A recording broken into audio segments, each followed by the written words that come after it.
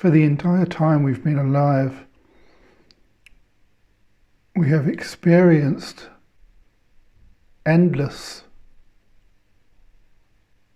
things through our senses. We have heard so much, we could hardly recount any of it. Music, words, crying, joy,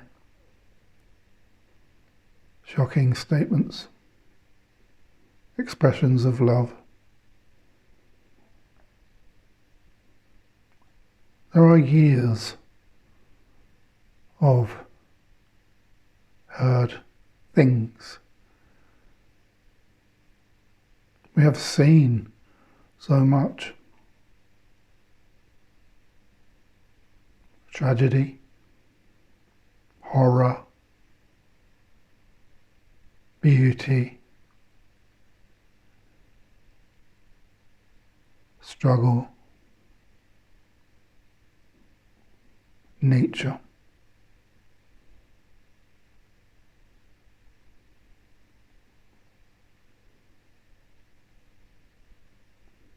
And since we were very first identified as a body as babies, we knew sweet from salt. We knew disgust.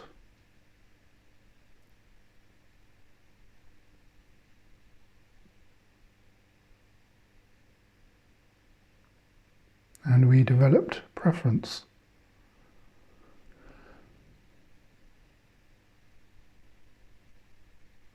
Our body is ever changing.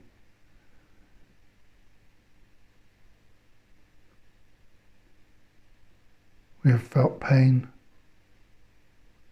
We have felt comfort.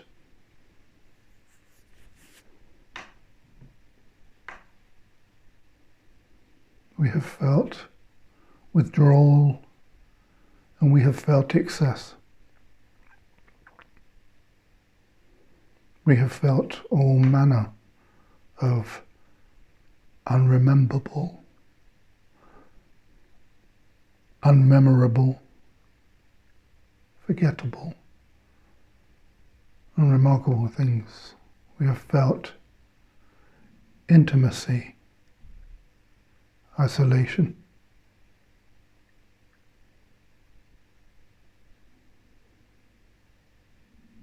We have climaxed. We have plummeted. We have hurt.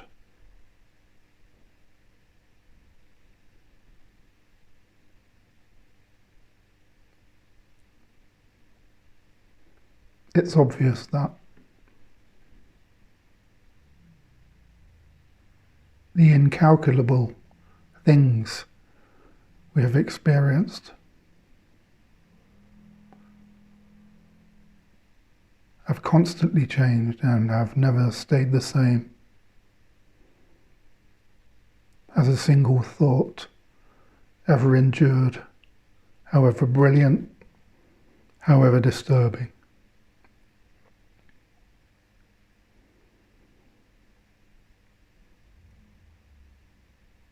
We may have known that terrible morass of self-pity and despair,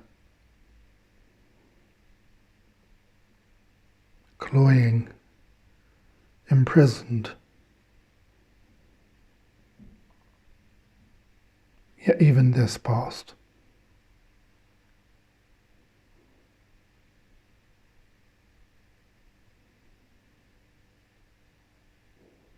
So things, from thoughts to feelings to sensations to sensory data, have constantly changed.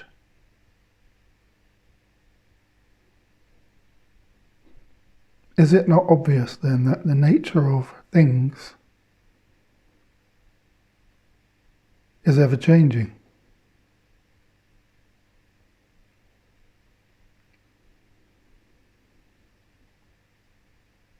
Experiences of things have never changed. Have always changed. Have constantly changed. All three.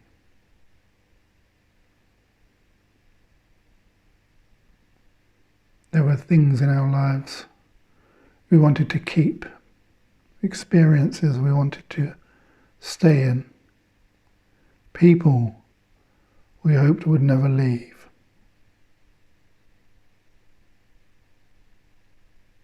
And there were certainly people we couldn't wait to be rid of.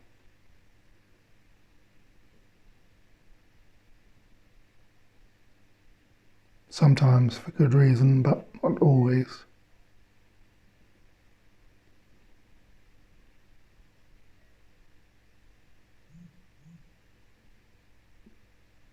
So with our sense of experience focused on these interchangeable things, not one of which has endured, we have created a story for ourselves, a life for ourselves, different seasons and years and peer groups,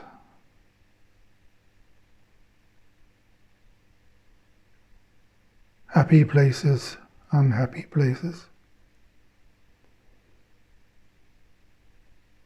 good times, sad times.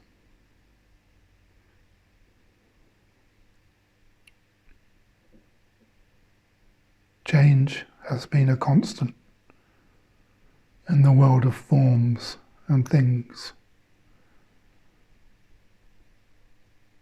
How much did that feeling matter that day? How livid we were, how badly we'd been treated.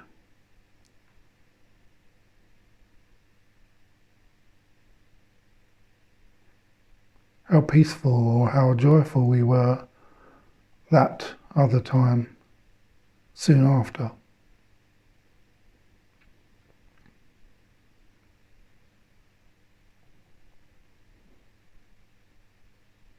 So in this experience of ever-changing things, ever-changing moods, there has been a constant.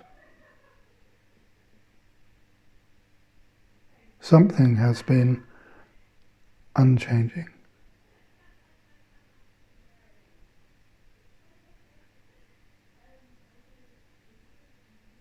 Something has known during the constant changing of things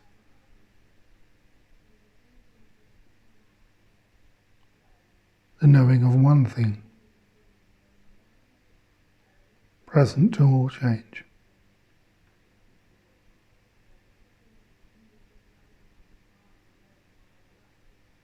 And our most common name for this unchanging experience is I.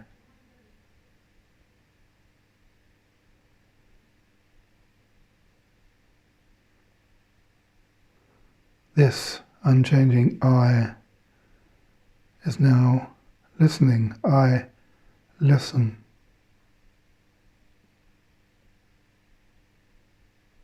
I hear a voice.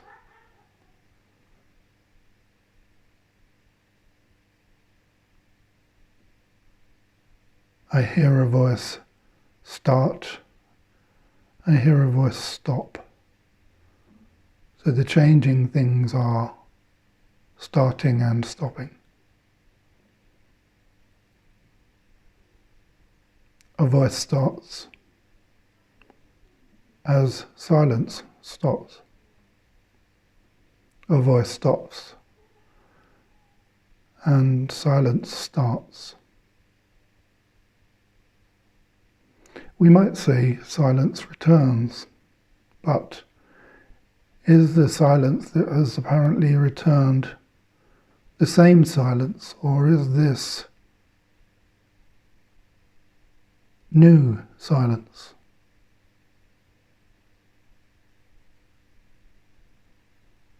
Yet once again, even in these changing, starting and stopping, of voice and silence.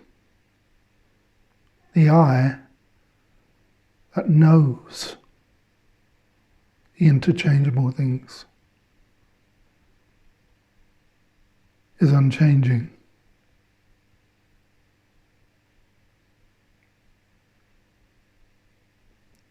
The knowing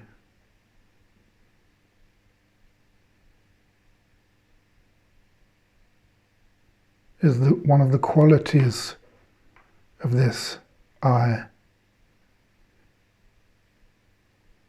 See if you can confirm that for yourself. Knowing and experience. Use these words interchangeably. Knowing, experience. Experience, knowing. Describes well ever presence, never absence.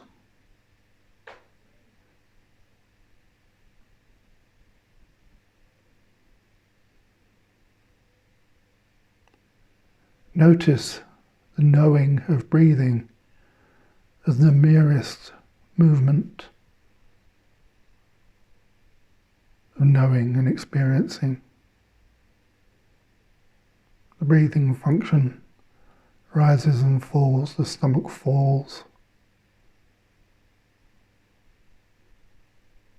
The lungs expand and contract. And the knowing of the changing of these things is merely known, is unchanged. Knowing and experiencing are not altered by what they know or experience.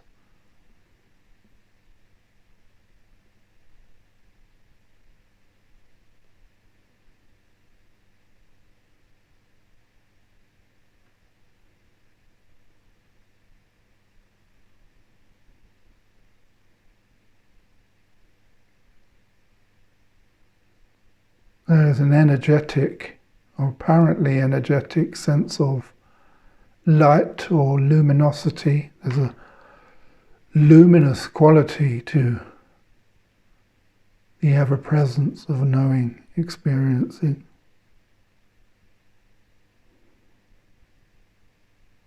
We can't say that absolutely there is no thing or nothing.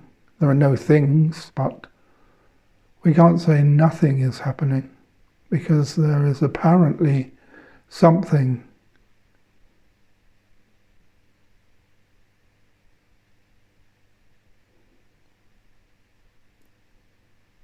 that something is experiencing,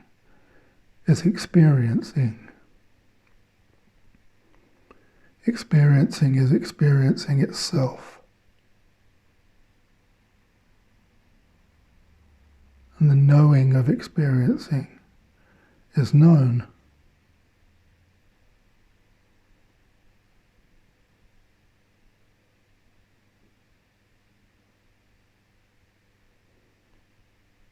It's crystal clear. It's obvious.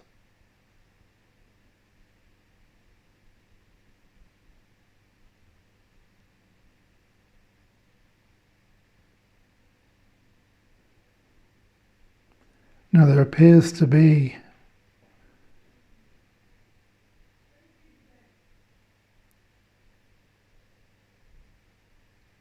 a sense of this knowing, experiencing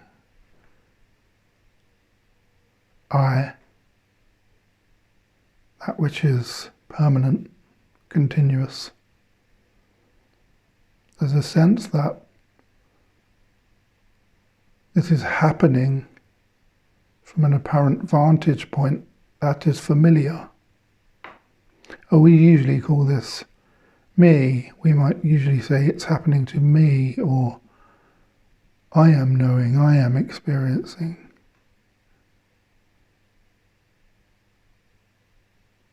This is fine. If we were to experience discomfort. So maybe let's clench one of our fists tightly. As much as you're able to without hurting yourself, clench your fist. Keep it clenched. And the knowing of tension and rising discomfort appears.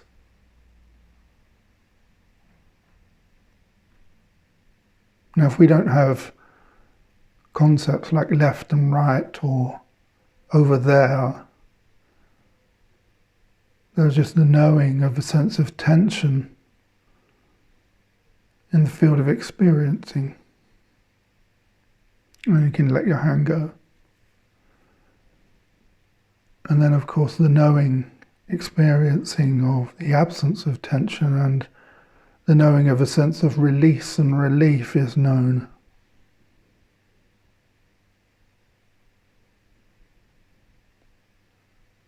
And we, more or less, there is a restoration of peace or happiness. The stress or the tension now exists only as a collection of thoughts and a seemingly remembered sensation. But without words, there's no memory. Without images, words, without referring to the remembered experience, where is attention now?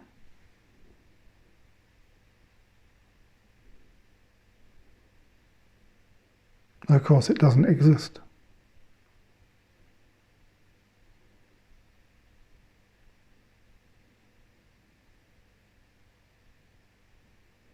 We can't find it. Similarly, without referring to memory and applying thought to mentally process memory and describe things to ourselves, notice that the describing is done in the knowing of experiencing. So we might summon up and say an image of ourselves when we were a child at school. So now, having created the image of ourselves as children at school, some image will have appeared for all of us. Now, of course, the school or the younger us hasn't appeared. We've used memory and word to create newly an image of ourselves as young people. But if we can, let's set aside that image and set aside with it words, thoughts, thinking. So let's return to, or let's newly create the screen of experience itself and the knowing of experiencing. Notice the breath. Allow yourself, anchor yourself with the breath back here.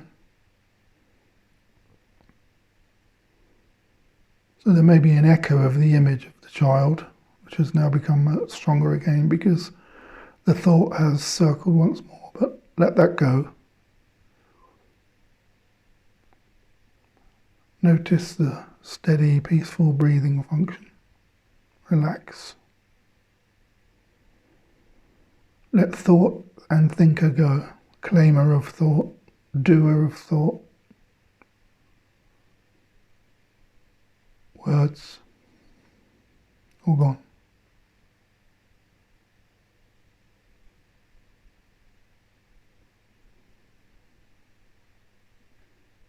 And we might be apt to say that the image of the child removed the sense of experiencing and the knowing of experience. We might even say that the image of the child and the clenched fist removed a sense of being aware of the knowing of experiencing. But this would be inaccurate When we clenched our fist, were we not knowing, experiencing, and knowing an experience of tension? When we use the words, the image of ourselves as a child, were we not knowing the image,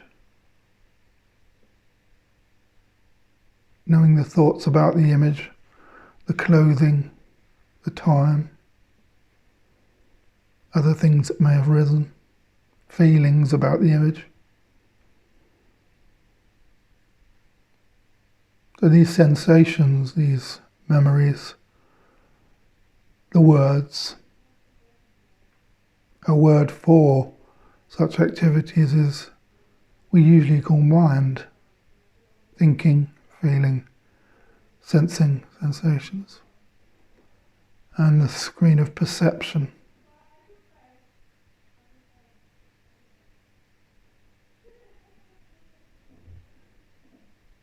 But they do not remove the knowing of experiencing. There's like a tiny, subtle, intimate shift of experience as attention becomes more focused on a thing. Say a thought comes up, or an image comes up, or a feeling comes up. So knowing, experiencing is ever present, never absent, and as something spontaneously arises, let's say a thought, ice cream, there's a new one. So attention has just moved from the knowing of experiencing to the knowing experience of a thing, ice cream.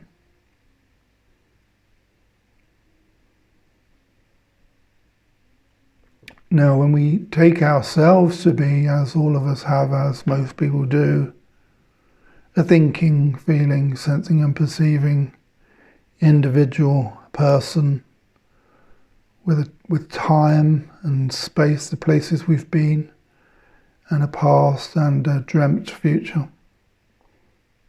When these phenomena and concepts are taken to be all that I am my past, I am my feelings, I am my thoughts, I am hopes for the future, I am my hurt, my sorrow, I am my joy, my ecstasy.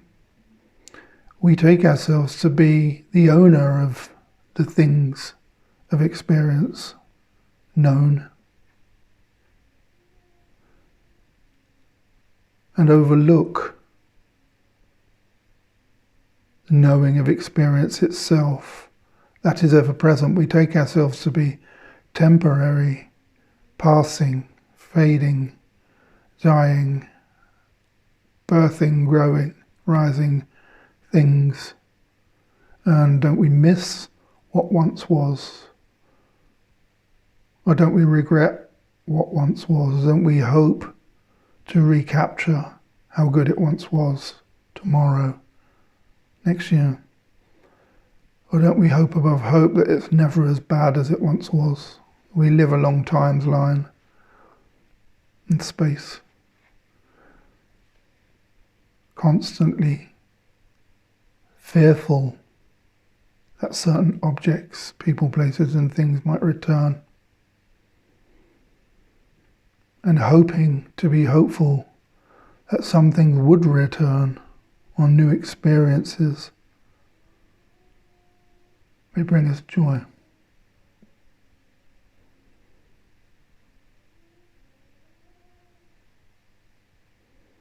And all such movement, every hope, every activity, every regret, remorse that we have in the present is thought, felt, sensed and perceived in order to seek and bring about that same sense of wholeness, capital W, in which thinking, feeling, sensing and perceiving is knowing, is known and experienced.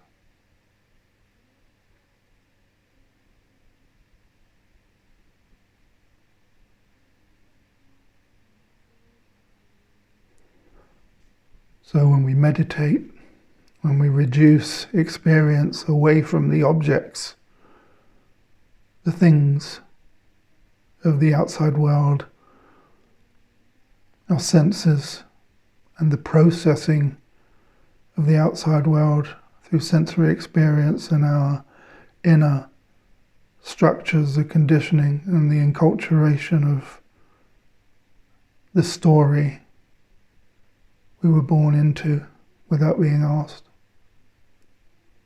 If we reduce down from the experiencing of things and notice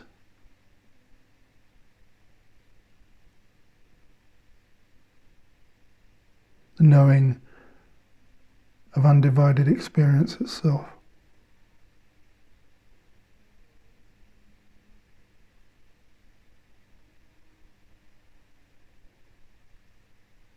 we realize that happiness and peace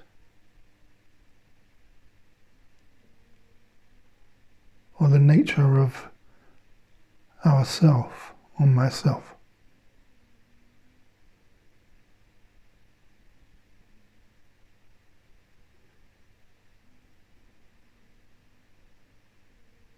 We begin to embody the idea that peace and happiness are the starting point for every experience.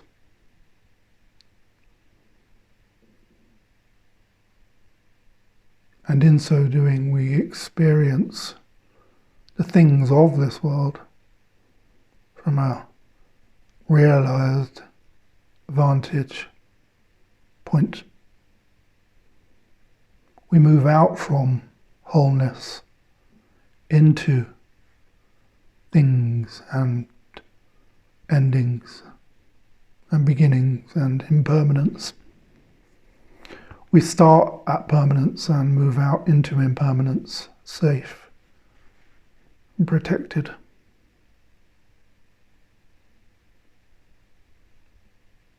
Instead of living in impermanence and trying to affirm and imprison and capture permanence by controlling and collecting and ultimately breaking and destroying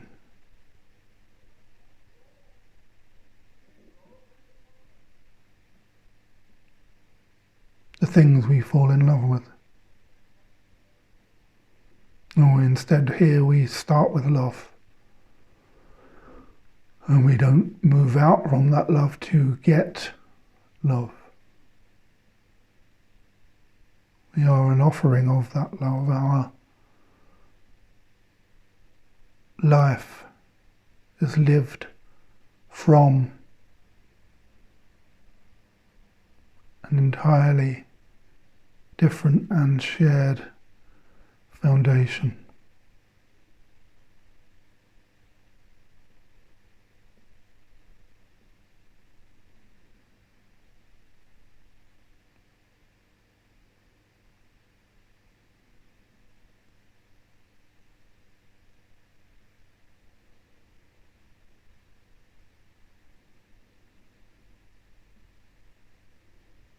Notice what's now looking is what we've been looking for.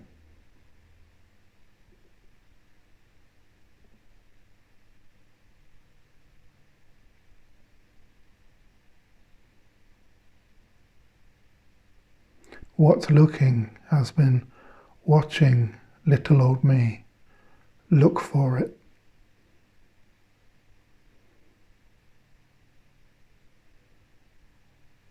And what has been looking has neatly veiled what it has been looking for by the very same looking.